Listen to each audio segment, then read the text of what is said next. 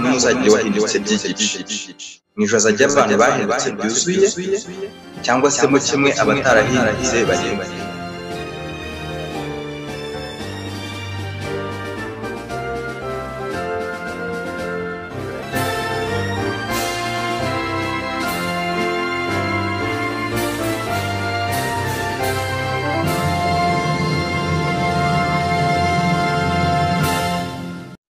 Mana yanjye, Mana yacu, turagushimye kuko ushobora byose, ahabwa icyubahiro. Waraturemye kandi dufite umugambi mwiza, nuko rero turakwinginze kugira ngo uzubane natwe muri uyu mugoroba, ubwo tugiye kurondora mu byanditswe byawe kugira ngo bidufashe, kandi uwo umuntu wese wumva iki cyigisho mwami bimuhe amahirwe yo gutuma yongera kwitekerezaho, hanyuma dufata imyanzuro ikwiriye kudusanga kandi duhindure byuzuye, abatubona bajye bakubona, izina ryawe rihabwe icyubahiro. Ibitekerezo byacu turabiguhaye, ngaho twiyoborere, tubisabye Imana mu izina rya Yesu, amen. Isomo twatanze nka topic y'uyu munsi niboneka muri Zaburi 42 ku murongo wa 2. Ku zindi Bibiliya ni Zaburi 42 umurongo wa 1. Hari amagambo akomeye avuga atya: nk'uko imparakazi yahagizwa no kwifuza imigezi, niko umutima wanjye wahagizwa no kukwifuza Mana. Nk'uko imparakazi yahagizwa kwahagira no kwifuza imigezi, niko umutima wanjye wahagizwa no kwifuza Mana. Iyi Zaburi iratangaje kuko igaragaza neza icyifuzo cy'umuntu. Atanga urugero ati nk'uko imparakazi yahagizwa no gushaka imigezi no gushaka amazi. Iyo ifite inyota ikeneye kunywa amazi, imparakazi murayumva, ni inyamaswa yo mu ishyamba, ni biche mu Gifaransa. Ni ukuvuga ngo iyo ifite inyota ikeneye kunywa amazi, paka igomba kuyashaka kugeza igihe yabonye. Nubwo yaba iri mu ishyamba, iri ahantu hategereye amazi, ariko ikora ibishoboka byose kugira ngo ibone ari amazi. Itayabonye yagira ikibazo gikomeye.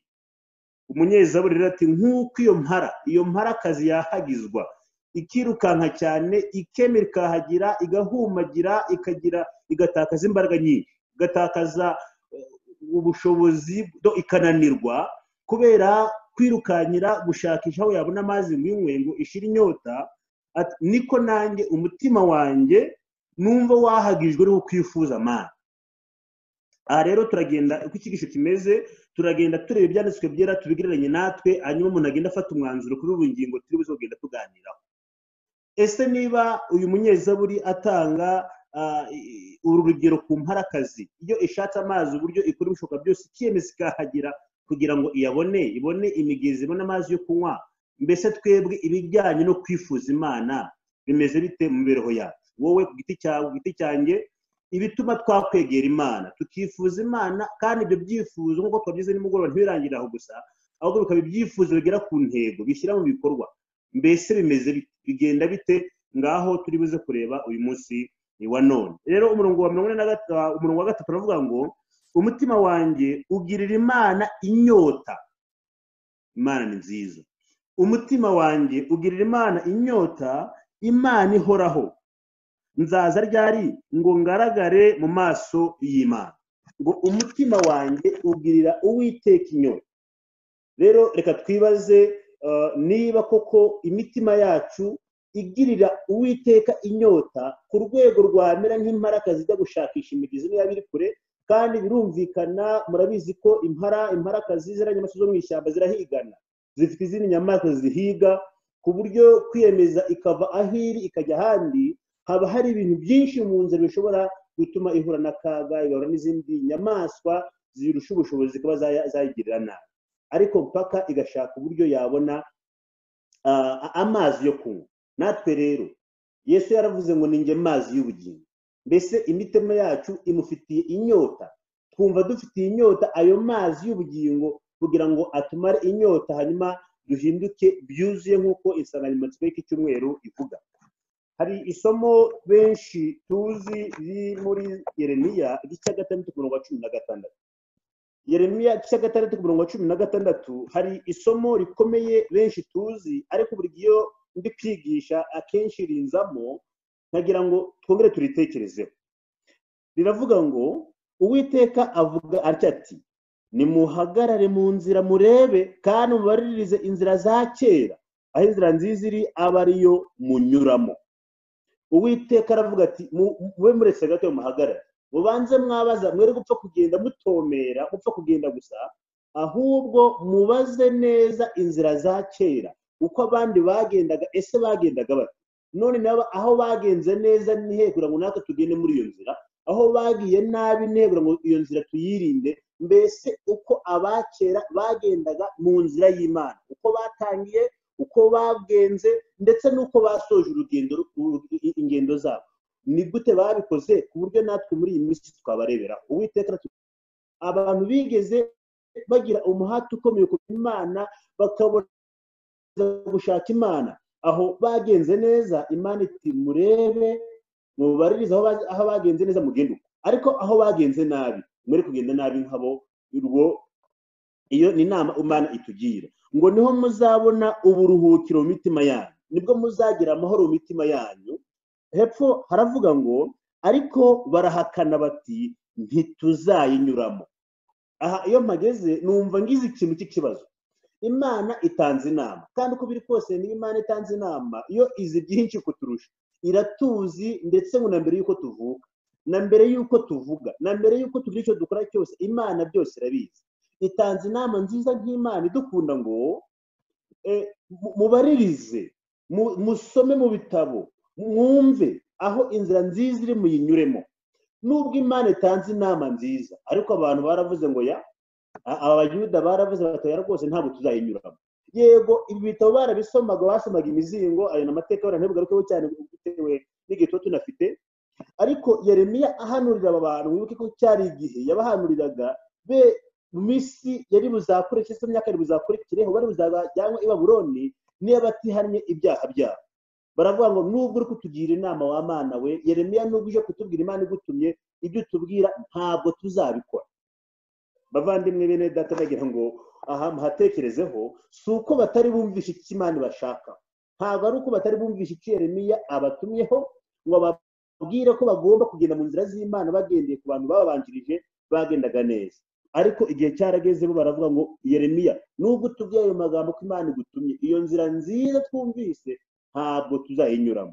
Ndetse umurongo ukurikiyeho, cyangwa se amagambo akurikiye umurongo wa 14 avuga ngo kandi nabashyizeho n'abarinzi nti nimutegere amatwi ijwi ry'impanda, ariko barahakana bati ntabwo tuzagenze gute, ntituzayatega. Imana iti mwategera amatwi ijwi ry'abarinzi, abarinzi, ababwiriza, abavugabutumwa, ababagira inama nziza y'ukuntu mwahinduka byuzuye.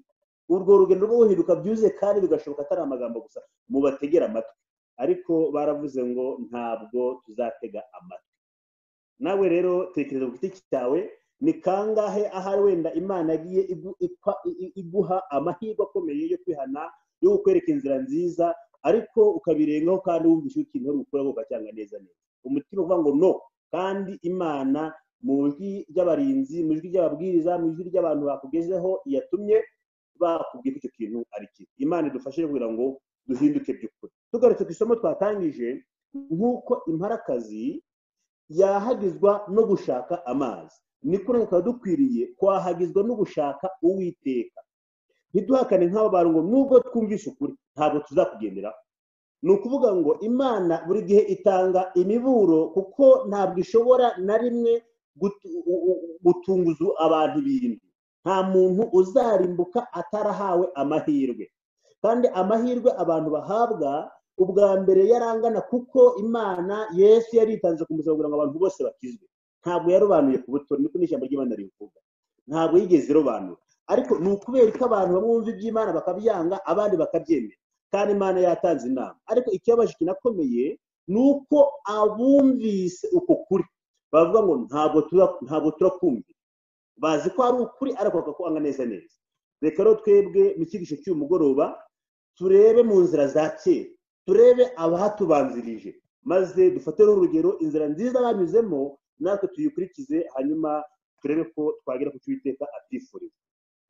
Bavandimwe, ndagira ngo twihute cyane tujye mu gitabo cy'ibyakozwe n'intumwa muri Bibiliya. Ibyakozwe n'intumwa turibanda cyane mu gice cya 10, niho turi buze gutangirira. Tugiye kwiga cyane kuri case study uko nababwiye y'umuntu witwa Koruneliyo. Aha niho turi buze kwibanda, niho Uwiteka yakomeje kunyobora, marayika abonekera Koruneliyo. Turabisoma mu gitabo cy'Ibyakozwe n'Intumwa cya 10 bereye ku murongo wa mbere. Twihuse, hariho umuntu w'Ikayisariya witwa Koruneliyo, umutware utwara umutwe w'abasirikare wo mu ngabo zitwa Italiyana. Uyu mugabo witwa Koruneliyo, Koruneye, yarantangaje. Buri gihe iyo nsoma ibyo iyo mbitekerejeho birantangaza. Tugiye kumureba muri make nk'umuntu wagerageje gushaka Imana kandi abigeraho. Yashatse ukuri kandi ukuri arakubona. Ngira ngo abafite igitabo cyitwa Ibyakozwe n'Intumwa turajyanirana ku gice cya 14 cyanditswe na Ellen G. White. Nanone kiravuga ngo umuntu washatse ukuri, ibya Koruneliyo aho ngaho niho muzabisanga ku buryo burambuye. Nanone uyu mugabo yari umugabo udasanzwe kuko yari umusirikare uko batubwiye. Hariho umuntu witwa umuntu w'Ikayisariya utwara umutwe w'abasirikare bo mu ngabo zitwa Italiyana. Icyo gitabo maze kubabwira cy'Ibyakozwe n'Intumwa cyanditswe na Ellen G. White ku gice cya 14 kivuga yuko uyu mugabo yari umusirikare ukomeye mu ngabo z'Abaroma. Ibyo benshi murabizi. Uyu mugabo ukomeye rero, nubwo yari akomeye, ari umuroma azwi, ari umusirikare, ari umwafande ukomeye, Bibiliya hari ikindi itubwiye ngo yari umuntu w'umunyadini wubaha Imana. Umurongo wa 2, yari umuntu w'umunyadini donc yari umureligieux ukomeye ngo wubaha Imana. Uribaza rero umuroma w'umusirikare w'umunyacyubahiro wavuga yuko wenda hari afite n'igihe gitoya cyo gukurikirana iby'Imana, wavuga ko afite igihe gitoya cyo kubaha Imana, wavuga yuko nta mwanya muremure afite wo gukora iby'imirimo y'Imana, wo kubaha Imana nk'uko bityo muri iyi minsi bavuga akazi kabaye kenshi, nta mwanya dufite muri biransize nk'uko bamwe babyigishije muri iyi minsi yashize. Ndabona Daniel y'iki cyigisho bane magambo umuntu agahora buri gihe yirukanka mu bintu bitandukanye. Ariko uyu mugabo turi gusoma ku murongo wa 2 w'igitabo cy'Ibyakozwe cya 10 ngo yari umuntu w'umunyadini wubaha Imana, ni umunyaroma, ntabwo ari umuyuda. Turi buze kubigeraho. Ntabwo yari umuyuda byibuze ngo yari yaravukiye umuryango w'abantu basenga, bazi Yehova, bazi Imana. Ariko nk'uko biri muri icyo gitabo nababwiye cy'Ibyakozwe cyanditswe na Ellen G. White, handitse yuko yari yarigeze ahura n'Abayuda, akajya yumva ibyabo, akiga ibyabo. Nubwo muri bizi ko mu gihe cye Abayuda bafataga abantu batari Abayuda bakabafata nk'imbwa, ndetse niko bitwaga rwose. Ngira ngo bene data mubyibuke, ngira ngo tubisomye mu gitabo ubutumwa bwiza bwa Yesu bwanditswe na Matayo 15, ngira ngo mu 21 havuga uburyo haje umugore w'umunyakananikazi, ubwo ni umunyamahanga, ntago yari umuyuda kazi, aje gushaka Yesu. Yari afite ikibazo cy'uko umukobwa we yatewe n'abadayimoni. Hanyuma ageze kuri Yesu aratakamba cyane ati rwose nkiriza umwana adatewe na dayimoni. Muzi yuko abigishwa ba Yesu barwanyije uwo mugore, bavuga yuko asakuza, ariko Yesu avuga yuko yaje gushaka bene abo. Yesu ashimwe, yaje gushaka bene abo, abamushakana umwete yavuze yuko bazamubona. Ariko Yesu agiye gusubiza uwo mugore waramusabye kumukiriza umwana, yavuze yuko ibyo kurya by'abana bitajugunyirwa imbwa, kuko imbwa nyine Abayuda bafataga abandi banyamahanga ko ari imbwa. Ariko uwo mugore yivamo ko niyo yaba imbwa nta kibazo, ariko imbere ya Yesu ubwo wenda reka mvuge ko ari imbwa mu by'umwuka. Hanyuma rero aremera ati n'ibyo kurya by'imbwa by'abana, abana bararya, ariko imbwa zo muri urwo rugo zikarya ubwo buvungukira. Niyo mpamvu rero nanjye Yesu umfashije rwose, nta kibazo wankiriza umwana, nemeye ko ndinda, nemeye ko ndi umunyamahanga, ntabwo ndi umuyuda, ntabwo ubundi nari nkwiriye kwakira ibyo Abayuda bari bakwiriye gufata. Muzi ko Abayuda ryari idini rikomeye ndetse rifite imizi kuri Aburahamu, bifite imizi kuri Isirayeli, kuri Yakobo. Ryari idini wavuga ngo ni iry'Imana urebye, ariko harimo abantu batubahaga Imana benshi. Ayo ni amateka ntabizugarukaho cyane. Rero uriya mugore w'umunyakananikazi, umwana we yaje gukira kubwo kwizera kwe. Niko n'uyu musirikare witwa Koruneliyo, uyu mwafande ukomeye, yemeye kwemera kwitwa imbwa. Avuga ati rwose nta kibazo, nubwo nta kwicarana n'Abayuda mu rusengero, nubwo banyanga, nubwo batanshima, kuko ngo Abayuda baramunenaga cyane, bavuga ko yavutse wa pagani, ko ari umuntu utazi Imana. hanyuma bakamurwanya cyane bakamupinga kuko atavutse nyine mu Bayuda. Ariko dushima Imana ko uyu mugabo yagezeho amenya Imana. Uyu musirikare ndagira ngo tumwigireho ikintu gikomeye. Umuntu utaravutse mu Bayuda, utaravutse mu muryango usenga, utaravukiye icyo twakwita mu idini, ngo avuke ajya mu misa, avuke ajya muri Sunday school, avuke ajya mu isabato, avuke azwi n'abantu basenga, bamupresente, amwakire mu rusengero, azima muri korari, amenye ibyo kwihana, amenye ibyo ntabyo umuryango yavukiyemo ntiwasengaga muri ubwo buryo. Ariko kuko yashatse Imana kandi akayibona. Bibiliya iravuga ngo yari umunyadini wubaha Imana, yari umunyadini wubaha Imana, ndetse ngo wubahana Imana n'abo mu rugo rwe bose, wagiriraga abantu ubuntu bwinshi, agasenga Imana ubudasiba. Yesu ashimwe. Koruneliyo twongere tubisure tubigarukaho, ni umusirikare ukomeye, ni umuntu ufite ubushobozi, ufite icyubahiro mu isi, ufite icyubahiro mu Baroma, ngo yari umusirikare uyobora abasirikare 100. Batekereza no muri kino gihugu cyacu umuntu ufite umutwe w'abantu 100 ayoboye, ni umuntu ukomeye, ntabwo ari umuntu uciriritse. Noneho kandi ngo yubahaga Imana, akubaha Imana hamwe nabo mu rugo rwe. Reka rero ubu ikibazo dufite ngira ngo dutekerezeho, turi kwigira ku muntu wavuga ngo ntasenga cyane kuko ntiyavukiye mu muryango usenga, wenda ntiyari afite na Bibiliya cyangwa se ibitabo by'imizingo ngo bisome. Twe dufite ibitabo byinshi bitandukanye dukuramo iby'Imana, we ntiyari abizi wenda, kandi birumvikana icyo gihe ntabwo byari byakabayeho byinshi. Ariko ngo yubaha Imana n'abo mu rugo rwe. Nawe rero tekereza, nanjye ntekereze, mbese mu rugo rwawe niba warashatse umugore wawe, abana, cyangwa se abantu mubana niba utaranashaka, tekereza ngo wubaha Imana aho mu rugo rwawe bimeze bite. Ubuhamya bagutangira ni ubuhe? Turi mu bijyanye no guhinduka by'ukuri. Tuzi neza ko Yesu ari uhindura imitima. Umuntu avuka ari mubi, avuka ari umunyabyaha, ibyo twagize mu bihe byashize n'ubu tubigarukaho, avuka ari mubi byuzuye rwose, kandi adahuye n'Imana ngo avuke bwa kabiri, cyaba ikibazo gikomeye, ntabwo yazajya mu ijuru. Biravuga ngo utabyawe n'amazi n'umwuka ntabwo ashobora kuzara ubwami bw'Imana. None abo tubana ushobora gusanga twebwe imihindukire yacu rwose batayibona, kandi iravuga ngo bimenywe n'abantu bose. Ntabwo twaba twarahindutse ngo abantu babayobere, babibona. None ko Koruneliyo wavukiye ahantu babwiye, turi gusoma no muri byanditswe byera, yarubahaga Imana ndetse ngo nabo mu rugo rwe. Twebwe imiryango yacu bimeze bite? Aho uba bimeze bite? Abo bana nabo ubona byibuze uruhare utawugira ngo umuryango wawe, abo bana, abo muvukana bamenye Imana, barayimenye, ubona ari uruzi. Kandi icyo ni kimwe mu bigereranyo cyangwa se mu bintu byapima guhinduka byuzuye k'umuntu. Bibiliya iravuga ngo yagiraga ubuntu bwinshi. Kugira ubuntu, yaramburiraga abakene ibiganza. Ntabwo yari umunyabugugu, ahubwo mu mushahara yahembwaga, ibyo yashoboraga kubona yafashaga abakene. Mwibuke turi buze kugera ahantu yasukiye Mwuka Wera. Yasengaga atyo, ariko Mwuka Wera ataraza mu buryo kumwakira. Rwose yubaha Imana, nta kintu na kimwe yamenye yirengagije, yego, ariko icyerekeye no kumenya ubutumwa bwo kwihana no kubarirwa ibyaha, ngo Mwuka Wera ze akoreshwe ibitangazo bikomeye.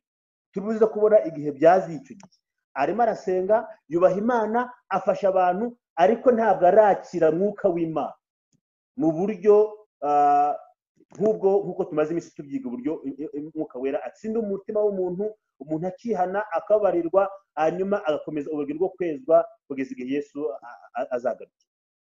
Bavandi, niba rero yaragiraga ubuntu agafasha abantu, twebwe abo tunyuraho, twebwe abo none niba tunyura ku bantu basabiriza, abantu bakaza mu ngo zacu, abantu aho dukorera bakeneye ubufasha, ariko tukabirengagiza cyangwa se tukijujuta mu gihe tubahaye, mbese imihindukire yacu yaba imeze ite? Kimwe mu bigereranyo by'uko twahindutse ni uko turamburira abatishoboye ibiganza mu bushobozi bwinshi cyangwa buke dufite. bavandimwe bene data, uyu muvandimwe witwa Koruneliyo atubera isomo rikomeye. Yagiraga ubuntu bwinshi. Bibiliya iravuga ngo agasenga Imana ubudasiba. Imana ihimbaza. Yasengaga Imana ubudasiba. Kandi Yesu yarabivuze ngo musenge ubutagenza gute? Musenge ubutagenza gute? Musenge ubudasiba.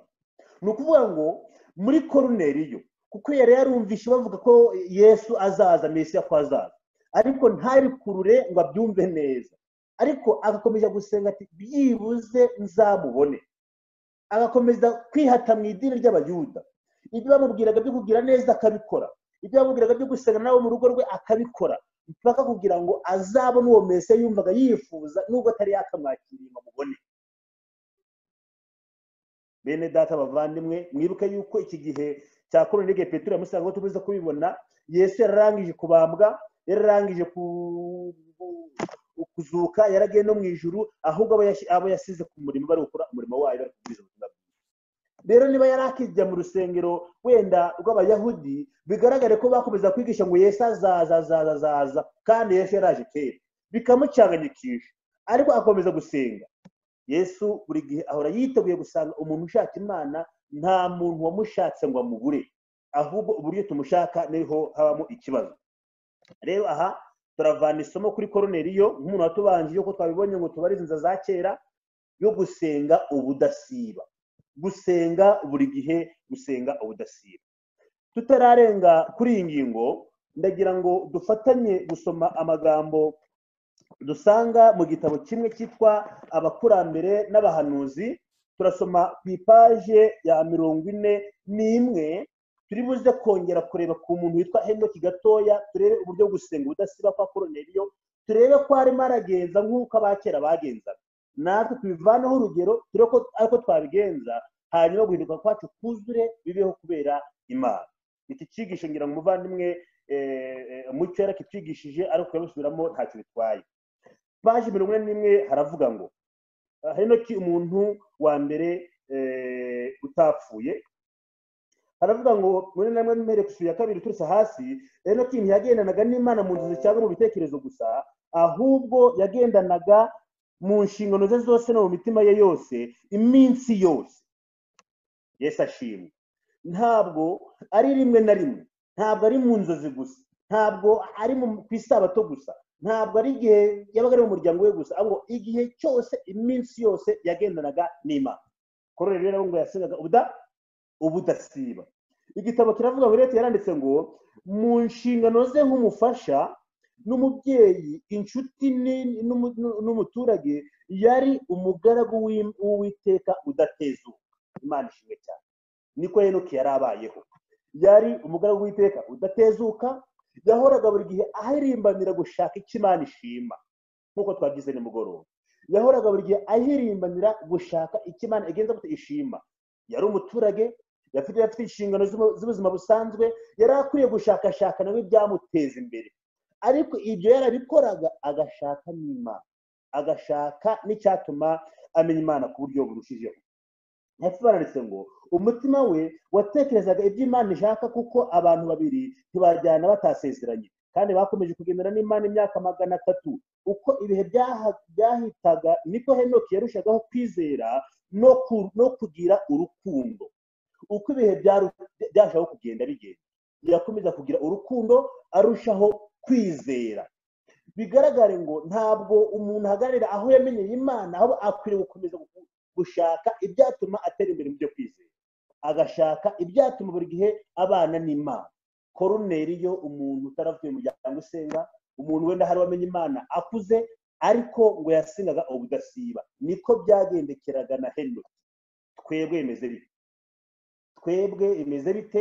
Wowe bimeze gute? Usenga Imana ubudasiba buri munsi nk'umuturage, buri munsi mu kazi ukora, buri munsi mu mirimo ukora, buri munsi mu muryango, aho uri hose ubutekereza ku Mana. Iyi mpamvu rero guhinduka byuzuye bitatubaho rimwe na rimwe, ni uko tudakora nk'uko abandi bagenzaga. Ibyatumye bahinduka byuzuye mu mico, mu myifatire, mu byiyumvo no mu mitekerereze, bagahinduka abantu b'Imana, bagatekereza Imana buri gihe, ni uko tudasenga ubudasiba, tudatekereza Imana buri gihe.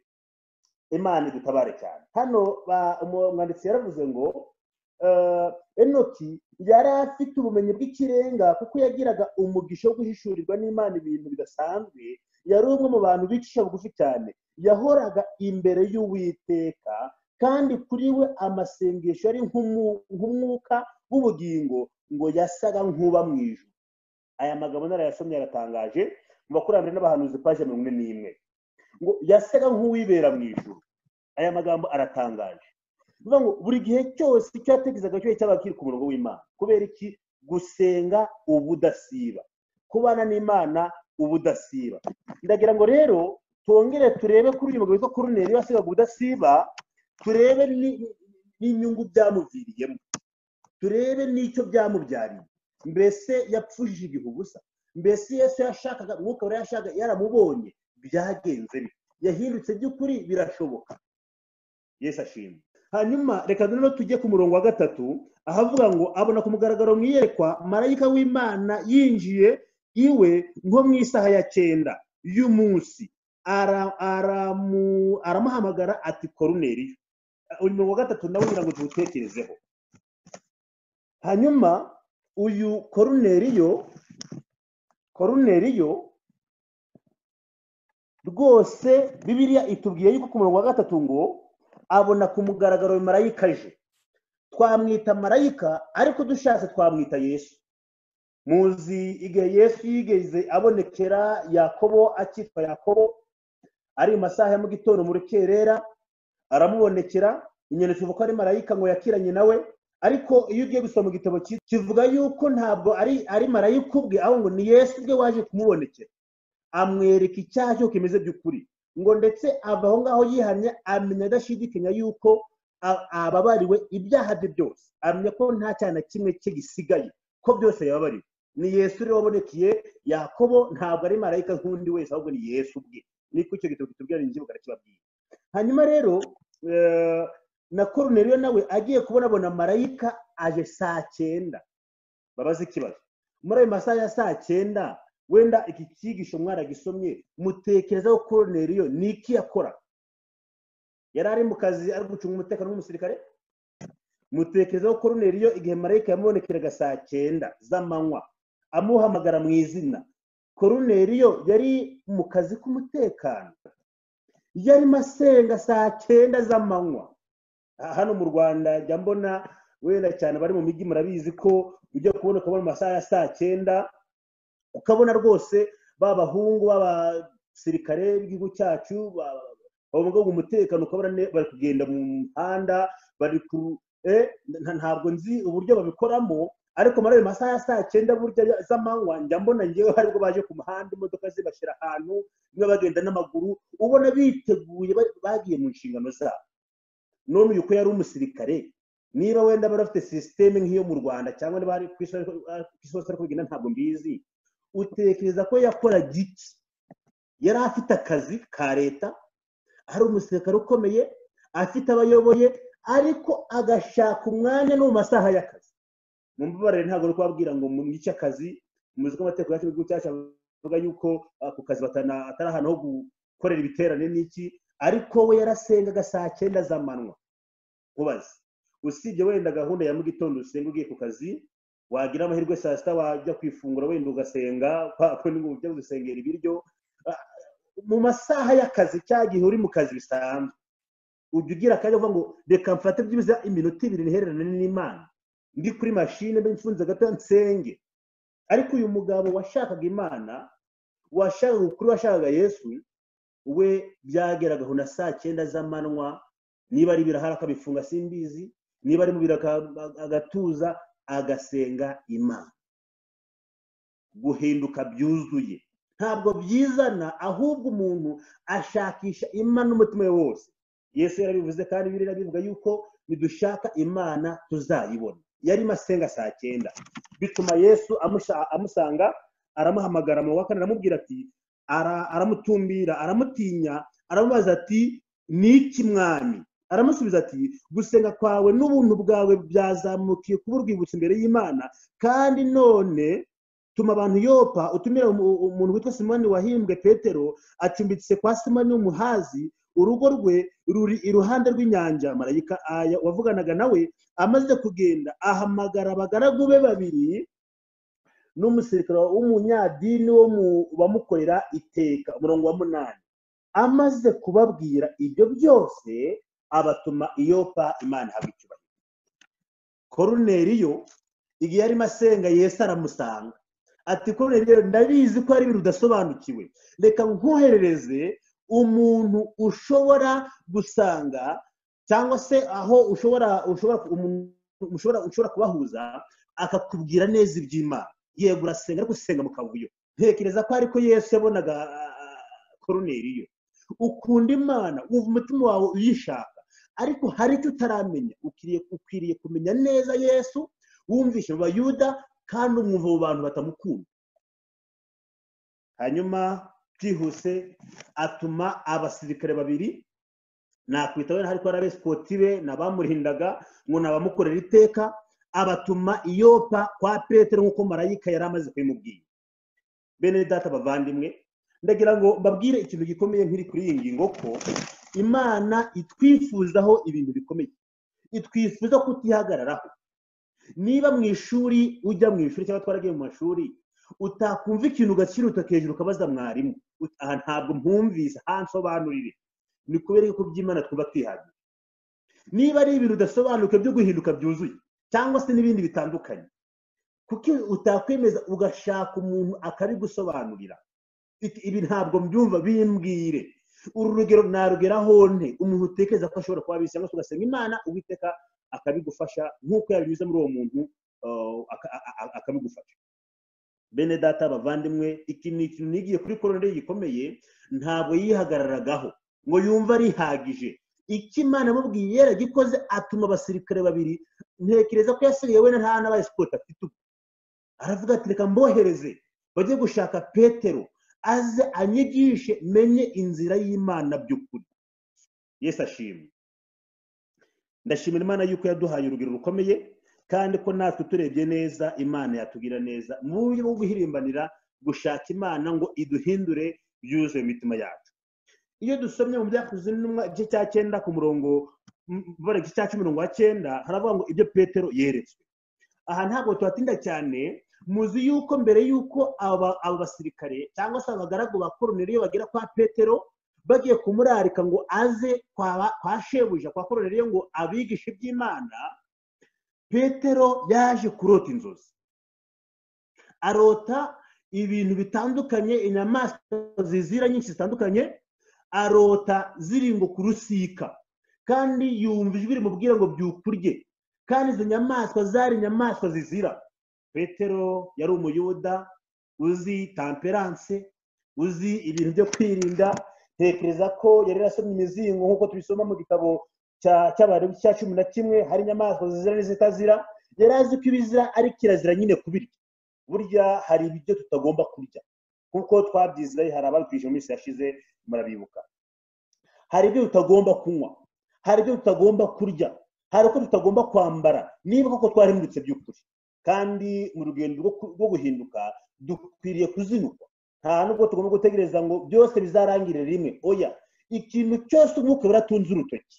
Niba bavuze ngo ibi kubirya, oya; ibi kubinywa, oya; ibi kwambara gutya, oya; kugenda gutya, oya; kuvuga muri ubu buryo, oya. Icyo gihe ikintu cyose umwuka barakubwiye, ambwiye, ukwiriye guhita ukireka, nibwo ubona n'undi mucyo ukawugenderamo. Naho uwa mbere utawugendeyemo, biragoye ko uwa kabiri wawakira mu gihe n'uwa mbere wawanze kandi warumvise ko ari ukuri. Imana idufashe kureba mu nzira z'abakira ukuntu bagenze, natwe tugende nk'uko nguko. Rero Petero nawe nk'umuyuda yari asanzwe azi ko ibyo bintu bitaribwa, anarabihakana rwose ati, mwami, ntabwo nigeze ndya ibyo bintu. Yesu amubwira yeruye ko mu by'ukuri atagomba kwanga ibyo Uwiteka yarangije kweza. Kandi nk'uko mwabisomye cya gitabo nabwo Ibyakozwe n'Intumwa cyanditswe na White, ntabwo yari amubwiye ngo arye biriya bizira, ahubwo ko ngo amwereke yuko uwo yita uzira, umunyamahanga witwa Koruneliyo, igihe intumwa zaba zimugezeho atagomba kurena abo bantu, ahubwo akwiriye kumusanga akajya kumwigisha ubutumwa bwiza. Aha ndagira ngo mbabwire ikintu gikomeye. Yesu amaze kuzuka mu bihe bye bya nyuma ari gusezera ku bigishwa be, muri Matayo 20:28 abwiye ngo nuko nimugende mwigishe mu mahanga angana iki? Mwigishe mu mahanga angana iki? Munsubize. Nuko nimugende mwigishe mu mahanga. Irabwiye ngo nuko nimugende mwigishe mu mahanga yose. Ntabwo yigeze avuga ngo mujyi Samariya gusa, ntabwo yigeze avuga ngo mujyi Samariya gusa, cyangwa se mujyi Yerusalemu gusa, cyangwa se muzajye muri Ethiopia muri Afrika gusa. Oya, mu mahanga yose nk'uko mwese mwarusubije. Imana ibahumurije. Ruvuga ngo Petero nubwo yari yarakiriye Imana, ntabwo yari yakagera ku rwego rwo kumva buri muntu wese agomba kumwakira, cyane cyane abo bitaga abanyamahanga. Rwose yabaga ntabwo yari yakakira icyo kintu yuko bagomba kwakira Yesu. Bavandimwe bene data, mwabisomye mu gitabo cyitwa Ubifuzwe ibihe byose, ku ipaje ngira ngo 58 ugakomeza, hari aho Yesu yigeze abonekera abarobesha amafi menshi. Icyo gitabo haranditse ngo ntabwo Petero yari akireba ari amafi, ngo ahubwo yagiye kubona abantu ububi bwe bwishe mu mutima we, abona ibyaha bye byose, ngo aragize agira ubwoba n'isoni, bituma avuga ngo yumva ko Yesu atamwegera. Ariko Yesu yari ntangiriye kugira ngo amureme, hanyuma amukuze kugira ku rwego azaba ahindutse by'ukuri. Byatangiriye aho, ariko byarakomeje. Muzi ko Petero yagiye agenda mu bintu bitandukanye bitanire byiza kenshi, nubwo Yesu yamwiyegerezaga cyane. Muzi ko mu bigishwa batatu Yesu yahoranaga nabo kenshi, yabaga ari kumwe na Petero, yabaga ari hafi ye. Arega Yesu kutwereka amafuti yacu ntabwo ari urwanga dufite, abagira ngo twihane, abagira ngo aduhindure, kutwiyegereza akatwereka kote mbi yacu, nugira ngo tuve kuri icyo kintu. Ahari umucyo twakiriye mbere utazima, ahubwo twongere n'undi mucyo. Imana habe icyubahiro. Rero Petero yari afite experience y'iby'Imana, yari azi ko Imana ishobora gukiza umuntu. Ariko agenda agwaguza nk'uko na nimugoroba muvana bigarutse hati Yuda siwe wihakanye cyangwa se wagambaniye Yesu gusa, na Petero ugende nkaho yamwihakanye. Bavandimwe, Yesu yagira ngo yigishe na Petero. Rero iyo tugiye kwigisha mu mahanga yose, iyo tugiye kwigisha abantu, ntabwo ari bo bonyine bunguka, ahubwo natwe tubyungukiramo. Petero yaragiye kwigishwa isomo rikomeye ryo kutanena abantu. Igarukeho rero, nanjye nigarukeho ibijyanye n'uko dufata bagenzi bacu, abari cyane cyane munsi y'urwego rwacu. Bigenda bite? Abatarabona akazi, abakene badukikije, yemwe birazaho bikaza no mu ivangura. Ugasanga abayobozi b'ibihugu bitandukanye, abanyapolitiki batatu, ntimukavangura abantu, haba mu moko, haba mu madini, haba mu turere, haba n'ibindi byose. Ni kuki we utoranya umuntu wajya kubwira ubutumwa? Ndetse n'igihe cyo gusura abantu ukumva wasura mwene wanyu musengana, mwene wanyu muvukana, tonto cyangwa nde, ariko ba bantu utekereza ko mutagira icyo muhuriye ukabareka. Imana irakubwira ngo nabo basange bakeneye Imana, bakeneye kumenya Imana. Icyo kandi tumaze iminsi twiga ibyo guhinduka byuzuye. Ndagira mbabwire ko nacyo ni ikimenyetso gikomeye cy'uko umuntu yahindutse by'ukuri, kutavangura. Petero abona iryo somo, za ntumwa rero ziba zimugezeho. Reka dusimbuke tugere mu murongo 22, ibyakozwe n'umwe cya 10:22. Wereka umurongo wa 19.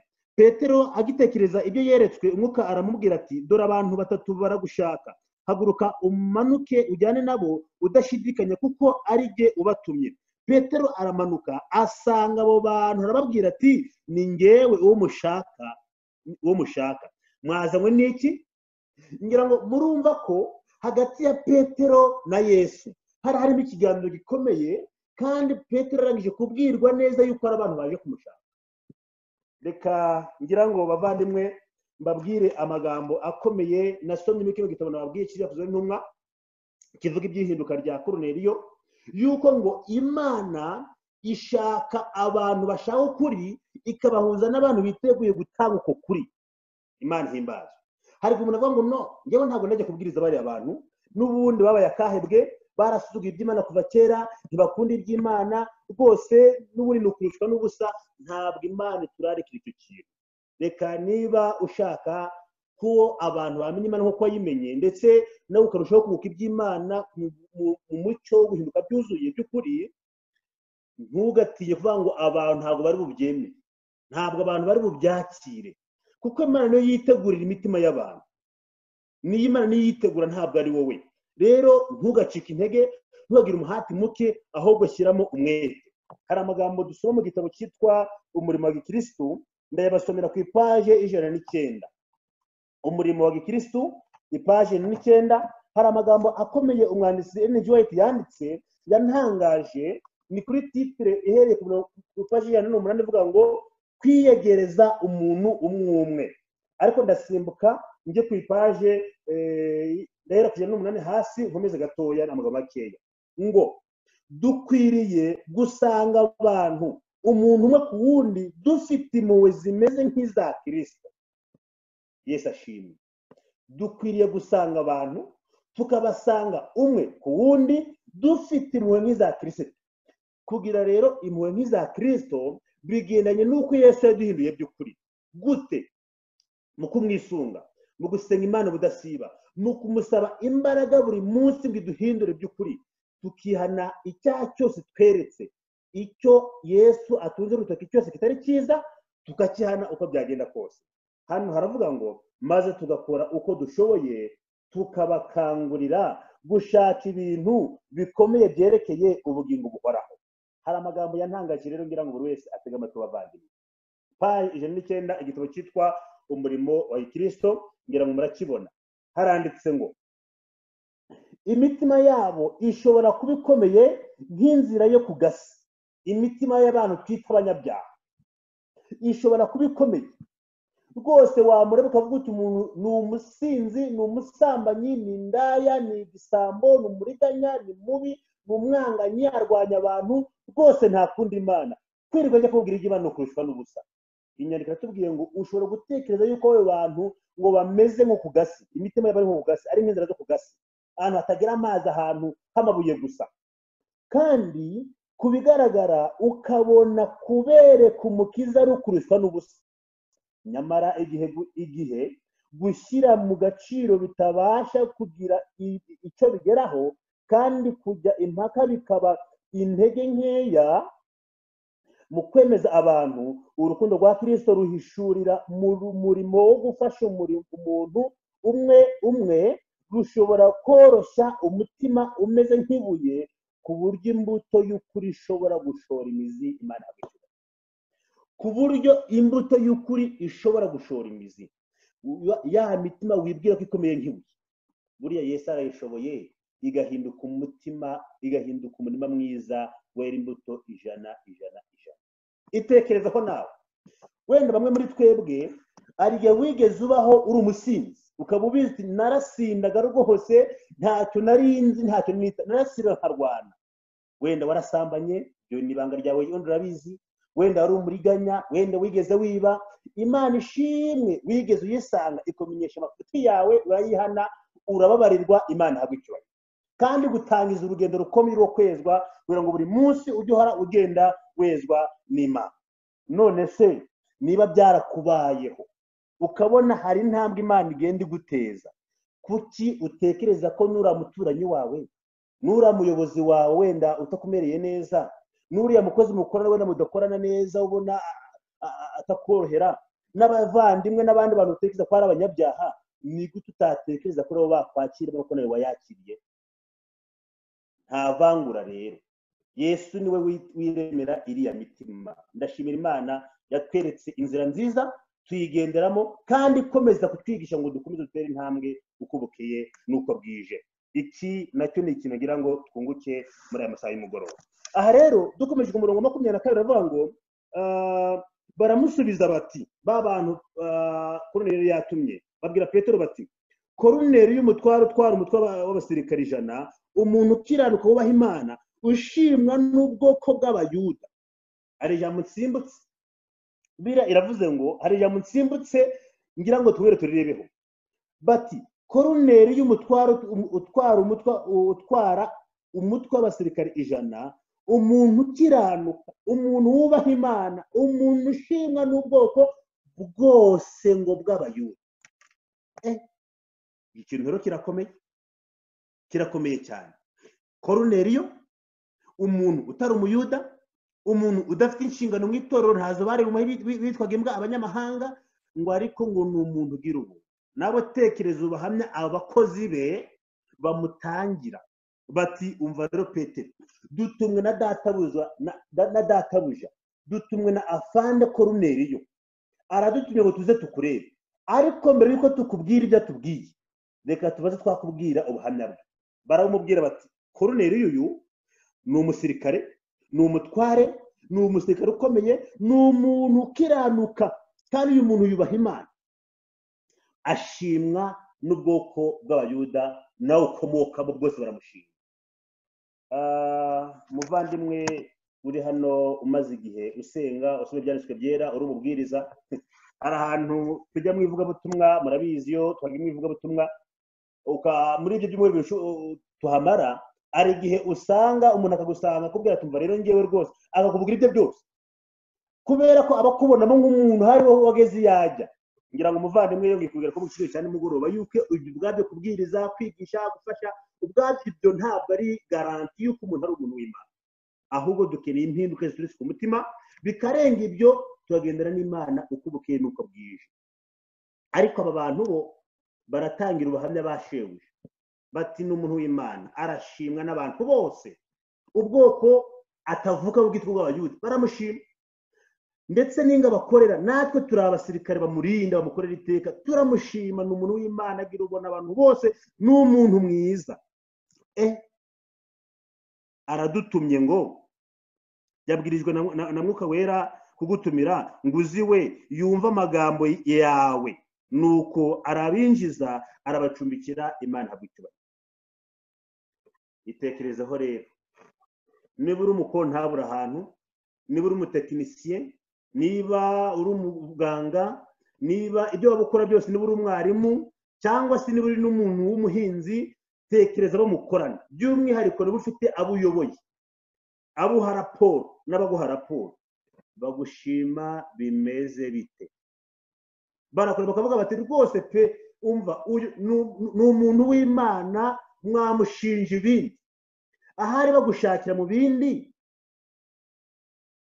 bindi cyangwa ahubwo no makosa wayakoze uyagwamo Imana idufashe twaba twanarayaguyemo wawanarayaguyemo Imana yifuza kubabarira kuko ibibazo zayo zoharaho iteka ryose bene data kugira ngo dushimwe n'abantu bose birasaba yuko tugenda n'Imana buri munsi ngo twabisomye kuri Henoki kandi birashoboka niba rero wumva bagenzi bawe bakwanga cyangwa se bakuvugaho ibintu bibi kandi ko kubikora ubwo guhinduka by'ukuri ntibiruzura urakeneye urugendo rukomeye kandi ntabwo ari urwawe ni uguha Imana umutima wawe gusa ubundi ikaguhindura ikakubwira uwayo nk'uko yabisezeranye Imana ihabwa icyubahiro twihuta hano Koruneliyo turakomeza tumwigireho ikindi kintu gikomeye dusomye ku murongo wa 23 ukomeza ngo Petero ajya kwa Koruneliyo turi mu byakozwe n'intumwa igice cya 10 ku murongo wa 23 niho tugeze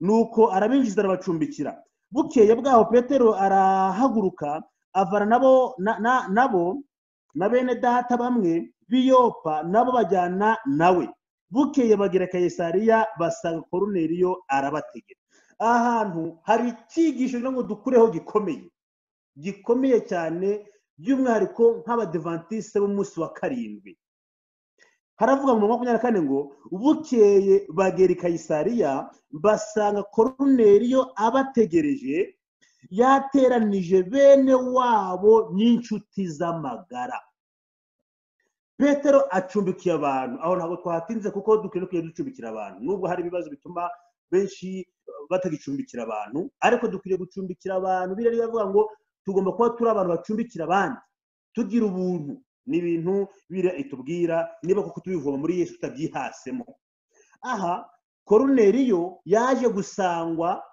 ariwe mu rugo bira iravuze ngo basanga Koruneliyo abategereje yumvaga afite inyota yo kuva Petero ese araza ryari dusubire mu isomo twatangije riri muri Zaburi 42 umurongo wa 2 izindi biri n'umurongo wa 1 ngo nk'uko imparakazi yahagizwe no gushaka amazi yahagizwe no gushaka imigezi niko umutima wanjye nanjye wahagizwe no kwifuza Mana Koruneliyo turubuze gusoma ko atari umunsi umwe cyangwa ibiri yari ategereje igihe asenga, ahubwo yari yamaze igihe asenga ashaka Imana, yifuza Imana ku buryo bukomeye. None rero yari ategereje afite inyota y'ijambo ry'Imana, ayifite rwose, ngo yateranije bene wabo, agateranya bene wabo.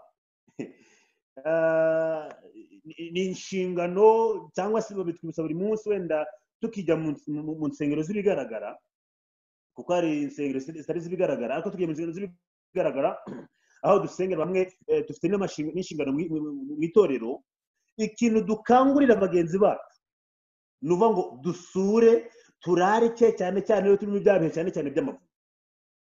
Ariko hari igihe biba gake ugasanga amavuno ararangiye, cyangwa nta n'isabato nimurararika mugenzi wawe ngwino tujye kumva iby'Imana, no kuri Zoom nk'uko nguko ugasanga ni ari iki batanga ntashobora kuyitanga rwose, ugasanga rwose wihugiyeho yemwe ubu byaroroshye ushyira kuri status abantu 200 bakayireba, ariko nuko baterekanye ishyireho byibuze uyu muntu uzi ko adasenga ningira amahirwe akaza akarebaho, wenda ari buhinduke, hari ikiri bukoreke, ariko n'uwo mutima wareka kiro ka kuri status yanjye, wenda umuntu rimwe na rimwe nabyo bikatunanira.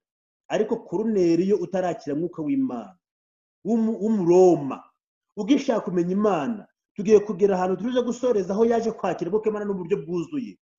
Yari azi ko Petero ari buze kwigisha iby'Imana, akamenya neza ibya Yesu, ararika inshuti z'amagara, we n'umuryango we, ngo ararika n'abavandimwe n'inshuti z'amagara. Les amis intimes, twebwe bimeze bite? Ikiro niba tudakurikira rero ngo tugire akayihayo gutuma abantu bamenya Imana, tubararike, biragaragara ko ihinduka ryuzuye ritari ryaba ku buryo bwuzuye. Bivuze ngo ndacyafite urugendo nihereyeho, nawe rero ko bimeze, ubwo hari urugendo, kandi urugendo rutagukomereye ni wisunga Imana, kuko nibyo twashobojwe. Turabishimira ko Yesu ari byadukuyeho, hari byaturekesheje rwose, hari iby'Imana yadukoreye bikomeye, turahinduka ku buryo tuvuga ngo urugendo rwo kwezwa maze kwezwa iki.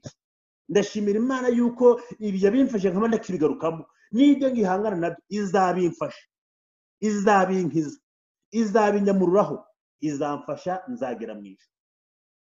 Bene data bavandimwe, dukwiriye guhangayikira bagenzi bacu niba twaramenye Imana, twarahindutse koko, tukemera tugashaka yuko abandi nabo bamenya Imana nk'uko natwe twayakira. Aha rero twihuta avuga ngo Petero agiye kwinjira, Koruneliyo aramusanganira, yikubita imbere y'ibirenge bye, aramuramya. Ariko Petero aramuhagurutsa ati, haguruka, nanjye ndi umuntu nkawe. Aha turavana ibintu bibiri twihuta cyane. Koruneliyo yaje kwikubita imbere ya Petero, yabonye kuntu Petero wenda hari arabagiranamo kubigira neza kw'Imana, kuko mwibuka ko marayika cyangwa se yaramaze kubonekera mu gihe cyashize amubwira ngo ajye kwa Koruneliyo, agira ngo ni wa wundi amaze iminsi asenga, cyangwa ni wa wundi wamubonekeye igasenga ari saa 9. Bavandimwe, ngo yikubita hasi asa n'umuramije. Mu yandi magambo, yubaha uriya muntu udafite amashuri, bigaragara ko rwose adafite icyubahiro cyo mu isi. Mwibuke ko Petero yari amaze igihe yari umurobyi, ariko yarabivuyemo icyo gihe, noneho ari umurimo w'Imana wo kubwiriza ubutumwa bwiza. Mutekereza ko Petero yari afite uruganda? Oya. Petero yajyaga mu biro agafunga karuvati? Oya. Mwene izo karuvati n'izanoga icyo gihe, ariko nta buzima bwiza wareba mu bigaragara nk'amaso wari ububoneho. Ariko Koruneliyo aramwubaha, kubaha abandi bantu, kutaba abanyagasuzuguro, umuntu wakwita utari umunyamwuka. Tubivuze dutyo, we arimo araturusha kubaha abantu. Turi kumwigiraho ibintu twakabaye twigira ku muntu nkawe umazeho imyaka 5 mu itorero usenga cyangwa usoma wigisha abandi, ariko ubu kubikwigiraho banze bitashoboka. Turi kubyigira ku wundi muntu nk'uwo turi kureberaho. Imana idufashe duhinduke by'ukuri, kugira ngo Imana izasabe ko twarayiteguye mu buryo bukwiriye, twarahindutse by'ukuri. Petero nabo niyifuza kubahwa muri ubwo buryo, atahaguka nagenda umuntu nkawe. Iyo wagiye mu mavuna uri kubwiriza, iyo bagutumiye ahantu nk'atatu icyarimwe, amatariki agahura, wumva umeze ute mu mutima wawe? Ahari ntabwo uvuga ati burya ndakaze, ni njyuzwi, ukuva ku kantu k'isumbwe karaje. Ntabwo Petero iki gihe byari bikimeze uko nguko, ahubwo yabwiye abantu bati umva Koroneli, humura ndi umuntu nkawe, ntabwo ndi igitangaza, turi abantu buntu burya natwe. Bibiliya ivuga yuko akivuga narinjira asanga abantu benshi bahateraniye, arababwira ati, ababwirira ko kera rwose bitari byagashobora kujya kwigisha abayuda abatari abayuda, ariko ku murongo wa 30 Koroneliyo ati dore uyu ni umunsi wa 4 y'amagambo nababwira, uyu ni umunsi wa 4 uhereye ubwo nari ndi mu nzu yanjye nsenga, maginga yariyo saha ya 9, nuko umuntu ahagarara imbere yanjye arambonekera mu byagenze. Yari umunsi wa 4 Koroneliyo asenga. Ngiye kubabaza munsubize, wenda niba utansubiza kuri hano wenda ubitekerezeho. Iyi minsi nihereye yacyage saa 9 Koroneliyo asenga, kandi yatumiye abantu basengera mu rugo iwe, muratekereza ko yari yarahagaritse akazi? Oya. Mu buryo gusezera? Oya, siko bimeze. Ahubwo nubwo yari afite akazi, yaba yarasabye konji, yaba atarayisabye, wenda hari abasomye ibirenze kimbabwiye bazatwunganira, baratwunganira. Ntekereza ko yavuze ati nubwo akazi gahari ariko ntabwo karuta Imana. Ndimbutse byazamarira iki? Mbese byamara iki gutugira iminsi byose ariko umuntu akabura ubugingo buhoraho?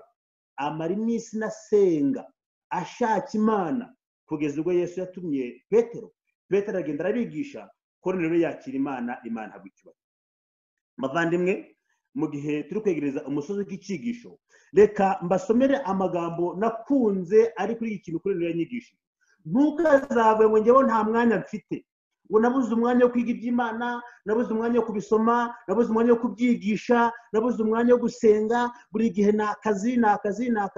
Hari abari bafite akazi karuta kacu kandi babayeho mu buryo bwo kubaha Imana kandi birakunda. Icyigisho nagarutseho kenshi kiri mu gitabo cyitwa Ibyakozwe n'Intumwa cya 14 kiravuga ngo kiravuga ngo umuntu washatse ukuri yaragushatse arakubona. Abandi bari abajenerali, abandi bari abasirikare, abandi bari abami ba Dawidi, abandi bari abayobozi bakomeye ba Daniyeli, ari abaguverineri bayoboye ibihugu 100 bakomeye cyane. Abandi bari abantu bafite, ariko nturi na mudugudu, nturi na umuyobozi w'ikigo wenda mukuru, ariko tinabuza akanya rwose, nabuze akanya ko gusenga, nta mwanya ntawe uhari. Urwo ntabwo ari ubwitwazo. Ndagira ngo mbasomere amagambo akomeye nabonye muri kino gitabo kiri kwegereza umusozo. Ni igitabo abagifite murakizi, mwaragisomye, cyitwa Ubutumwa ku basore. Ni amagambo nahabonye ku ipaji ya 27 ngira ngo mbasangize, ariko ntarayageraho. Reka mbasoma amagambo abanza gatoya, paji ya 26 mu gitabo cyitwa Ubutumwa ku basore. Baranditse ngo Imana irahamagara abazaba abakozi bakorana nayo kubwo komatana na Kristo, kubana nawe. Twasomye ngo Enoki yasengaga ubudasiba, yagendaga n'Imana. Twasomye ko rero ngo yasengaga ubudasiba. None ngo Imana irimo irahamagara abakozi bazakorana nayo kugira ngo bomatane nayo, bomatane na Kristo. Kamere muntu irera kandi kaba inyakuri. Iyo umuntu bomatanye n'Imana burya birashoboka. Ntabwo ari ibintu ababwiriza bavuga gusa ngo umuntu yahinduka ngo akabaye abantu bavuga ngo akabaye ni koga, nicwende ni ikibindi, nicwende nyine, ariko umutima wahindutse mubi, wabaye mubi, wigisha gukora ibibi, ubigenderamo, ubikuriramo, urabitozwa, nawe urabyigisha. Satani acakaza umuntu amuhindura mubi cyane. Turasomye ngo iyo umuntu yegereye Yesu, iyo umuntu abanye nawe abimusabye mu byo kwicisha bugufi, ngo umutima ngo kamere muntu irera kandi kaba inyakuri. Icwende riroga rigaca rigahinduka iyo birokoreshwa nk'iritigeze rikoreshwa. Muri magambo umuntu arakiranuka rwose, Imana ikamubara nk'utarigeze akora icyaha. Bibiliya igitabo kiratubwira ngo Kristo atanga ubushobozi kandi umuntu agahinduka imbaraga izana icyiza, ubunyakuri no kuba indahemuka ni imico y'Imana. Kandi umuntu ufite iyo mico aba afite imbaraga idatsindwa Imana. Umuntu ufite iyo mbaraga y'Imana, kuko n'Imana muri we ntashobora gutsindwa, kuko n'Yesu ukorera hehe? Ukorera muri we. paje 27 baravuga ngo inshuti basore, mbese intego y'icyerekezo cy'ubuzima bwacu ni ibihe? Mbese mufite inyota yo kwiga kugira ngo mubashe kugira izina n'umwanya mu isi? Mbese mufite ibitekerezo mutabasha kuvuga ku buryo umunsi umwe mushobora guhagarara ku mwanya wo hejuru uhebuje indi mu gukomera mu by'ubwenge no mu buryo mushobora kwicara mu nama zifata ibyemezo zishyiraho amategeko kandi mugafasha mu gushyiriraho igihugu amategeko y'ubuzima busanzwe? Umva rero icyo batubwira hano hepfo, nta kiri mu kugira bene iyo migambi, kuvuga ngo utere imbere ube umuyobozi, wige, ugire ibi dusomye hano, nta kibazo kibirimo, ntabwo ari icyaha, ahubwo umva icyo Uwiteka abidusabamo. Aravuga ngo, inyandiko iravuga ngo buri wese muri mwe ashobora kugera ku ntego ye. Ntimukwiriye gushimishwa n'ibyo mugeraho mu buryo ku rwego ruciriritse ngo uhagararire aho ngaho. Mugire intego yo kugera ku bihanitse kandi ntimugire imiruho mwihunza kugira ngo mugere ku rugero rukwiriye. Ntimugire imiruho mwihunza. Gukora inyandiko zawe bitubwira, yego dukore, ariko duharanira yuko Imana itatubura. Cya gitabo tutaribuze gusoma ku umwanya watujyanye cyitwa abakurambere n'abahanuzi, kuri ya paje twasomye hirya ho aravuga ngo Enoki yakoraga imirimo isanzwe ahirimbanira gushaka ibyatunga umuryango we, ndavuga muri context yabyo, kandi agaharanira kubana n'Imana. Rero niba Koroneli yarashatse Imana akayibona, agafata iminsi yo gusenga kuko yumvaga ibiri muri we bitari byasobanukira imbere y'Imana ngo abo wera imbere y'Imana, akumva umutima ntutuje, akagira inyota, akahagizwa no gushaka Imana, yumvaga akazi ntacyo kaba kamaze mu buryo bwo kuzamuha ubugingo buhoraho. Aravuga ngo kazakomeza yego, ariko reka manze nashakamo n'umwanya wo gushaka Imana. Bene data bavandimwe, ndagira ngo mbabwire yuko aricyo natwe Imana idushaka.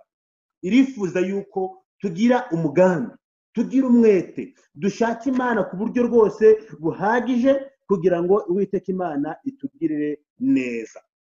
Rero ndagira mbabwire yuko dukwiriye gushaka Imana, kugira inyota y'Imana, kandi Yesu yaravuze ngo turwanye Satani. Bira iravuga ngo turwanye Satani nawe azaduhunga. Koroneliyo uko tubisoma mu gitabo cy'ibyakozwe n'intumwa igice cya 10 twihuse, aho hose avuga yuko Petero yarabasobanuriye, abagira inama, ababwira iby'ubutumwa bwiza, abasobanurira neza ibya Yesu, hanyuma barabyakira. Iyo usomye cya 11 ara ku murongo wa 16 ukamanura, hagaragaza yuko baje kwakira Mwuka w'Imana, kandi ngo yakiye Imana, yakiye Mwuka w'Imana, amwakirana nabo mu rugo rwe na za nshuti z'amagara. Bose bamenya Imana, bose bakira Yesu, bose bamenya icyo Imana ibashakaho, bose bahinduka abana b'Imana. Bene data rero bavandimwe, ndagira mbabwire yuko natwe tugomba gukora nk'uko abandi bakoze. Twasomye isomo rimwe muri Yeremiya 16:16 ngo nimuhagarare mu nzira murebe uko abandi bagenze, murebe inzira nziza hiri muyinyuremo. Ariko twasomye ngo arabavuze ngo ntabwo tuzayinyuramo. Hari naho twasomye ngo nimutegere amatwi ijwi ry'impanda, abarinzi bumve, babwiriza bumve. Ariko baravuga ngo ntabwo tuzatega amatwi. Reka Imana iduha amatwi azibutse. Intego y'iki muri uyu mugoroba twavugira ngo twogere dusuzume imibereho yacu ya Kristo, niba tuvuga ko twahindutse. Niba ari ahantu ubona bitagenda neza nk'uko twagiye tubisoma mu ngero z'uyu Koroneliyo, bivuge ngo dukeneye kongera kwegera Imana, dusabe Imana kugira ngo iduhe inyota y'ijambo ryayo, iduhe inyota yo kumenya ibyayo, iduhe inyota yo guhirimbanira ibyayo.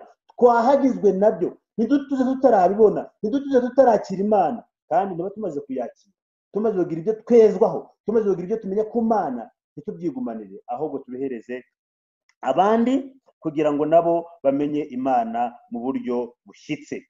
Bavandimwe bene data, reka muri aya masaha y'umugoroba ibyo ngibyo tubisaba Imana iduhe guhinduka byuzuye mu mvugo, mu magambo, mu bikorwa, mu ntekerezo, abo duturanye babona Imana kuko twamaze kumenya Imana. Kuko hari amagambo ntabasomeye ari mu gatabo nakunze cyane cyitwa Indongozi y'umukuru w'itorero, n'amagambo yanyentereje yaranshimisha ku buryo numva nayabasangiza, ajyanye n'icyo Petero yakoze, ajyanye n'icyo Koruneliyo yakoze cyo kumenyesha abantu ubutumwa bwiza. Kuri iyi paji namaze kubabwira handitsemo yuko umuntu atatanga ikintu adafite, ahubwo ko umuntu atanga icyo afite. Ngo iyo umuntu yumva nta kintu cyo kubwiriza afite, icyo gishobora kuba ari igihano cy'uko nta kintu afite mu mutima we, Yesu atamufite. Ngo ahubwo iyo igikombe cyuzuye nibwo gisekara hejuru kikameneka. Iyo umuntu afite Yesu yumva atabyihererana, yumva yababwira bagenzi be, yumva abandi babumenya, yumva bakwakira Yesu, yumva bava mu businzi, yumva bava mu busambanyi, yumva bava mu busambo, yumva bakwakira Imana kuko Yesu yamugiriye neza, yumva n'abandi bamenye Imana. Rero natwe iyi nshingano ni iyacu niba twarakira Imana. Niba wumva rwose ntacyo dukubwiye, ukumva ubutumwa n'ubwo abantu bagomba kubatwarana ba runaka, ukumva ababwiriza ba runaka bagomba kubivuga, weho nta kibazo, ukumva ntibiguhihibikanyije, ubwo guhinduka byuzuye hari ikibura. Dukwiye gusaba Imana ikaduha izi imbaraga, ikaduha uyu mwete, ikaduha ubu bushobozi bwo kubwira abandi ibyo ubutumwa bwiza. Imana idufashe muri uyu mugoroba, ibyo guhinduka byuzuye, ibyo kugira inyota y'ibyayo, ibyo kubibwira abandi. Bibasabiye nanjye nisabira mu izina rya Yesu.